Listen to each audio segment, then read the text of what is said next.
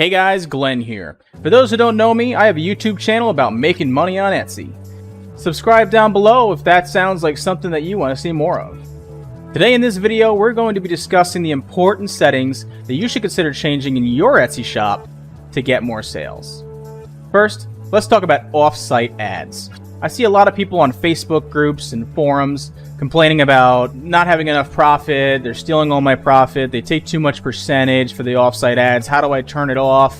If your shop makes less than $10,000 in a year, you do have the option of turning it off. However, I think that's a very bad idea, and let me tell you why. Now here we are at my offsite ads page. As you can see, I don't have the option to turn it off. Let's click on the offsite ads tab to see how much extra revenue offsite ads has brought into my shop. Now here you can see offsite ads brought my shop a little bit over $4,900 and I paid $635.33 in fees. I dare you to try to go to Etsy ads and actually make those ads work this good. Now with this program, you only pay when you make a sale. On average, I've seen these fees range from 10 to 15% on average. If these fees are too high for you, don't turn this feature off. Just raise your prices. The people complaining about offsite ads that it's taking too much revenue simply aren't charging enough for their item. I definitely recommend keeping offsite ads on. Plus, when you reach 10,000 in sales, you can't turn it off anyway, so you should be building your shop around this model. Next, let's talk about the marketing tab, sales and discounts.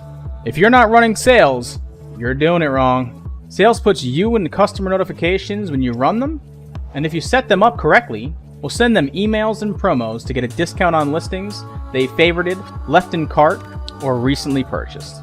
You should set these up right away and build your shop knowing that that discount will usually be taking about 10% or more of your revenue, so price accordingly. But this is a tool that is very powerful and I use often. Let's go over these 3 targeted offers and explain what they do. This offer automatically sends to the customer when their order has shipped.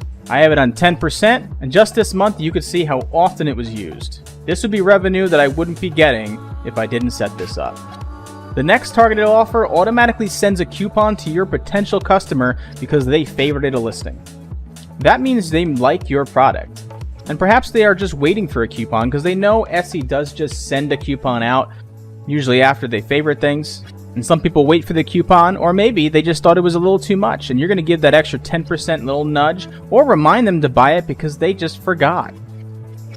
The last targeted offer, and perhaps the most important, this one sends them a discount if they abandon an item in their cart, which means they got through the whole process and really wanted that item, but they just need a little nudge to make that purchase. I recommend keeping these discounts at a minimum because you can always run a better discount in the future. Another important setting to consider is to have free shipping guarantee enabled. This means that any shoppers that order in the US totaling over $35 will not have any shipping costs added. This works for my shop because I sell cheap, light items, and I want them to buy more. Most of my shipping charges are less than $5 a box, but it pushes the customer into purchasing more than one item, yet my shipping cost stays minimal, so it's worth it to me. If you sell very heavy, expensive items, I would still have it enabled for the algorithm, but build it into your price knowing that shipping has to be covered somehow. I really hope this video helped you guys. I appreciate the likes and subs. Watch this video next if you want to learn more about making money on Etsy.